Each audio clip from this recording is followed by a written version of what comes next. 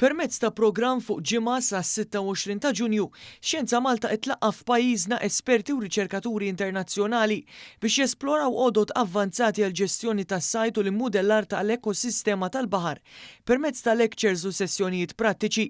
Waqt it-tnedija tal-programm bl-isem Amare Med 2026 ġie spjegat kif dan qed isir b'kollaborazzjoni bejn Xjenza Malta u l-Istitut Nazzjonali Taljan tal-Oċeanografija u l-Ġeofiżika Sperimentali. Il-kap eżekuttiv ta' Xjenza Malta Silvio Xerri qal li Amare Med li qed jiġi ospitat f'Malta għall-ewwel darba se jsaħħaħ il-kollaborazzjoni bejn ix-xjenzati u l-bini tal-kapaċità tar-riċerkaturi tal-futur.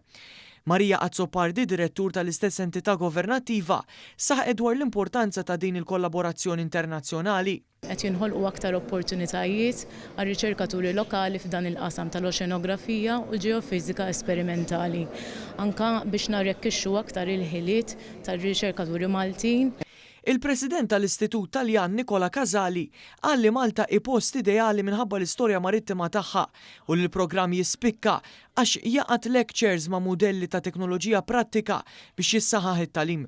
One News tkellem ukoll mal-lettur Ken Anderson li ddeskriva l-programm bħala wieħed uniku. A very new, advanced framework for managing life in the ocean, particularly fish stocks, in the context of fisheries and in the context of climate change. Preżenti għat-tnedija kien hemm il-Ministru responsabbli mill-riċerka u l-innovazzjoni Clifton Grima li qal li din il-kollaborazzjoni tibgħat messaġġ illi l-Mediterranu responsabbiltà kollettiva u mhux ta' pajjiż wieħed u dan il-programm jagħti iżjed opportunitajiet lil Maltin.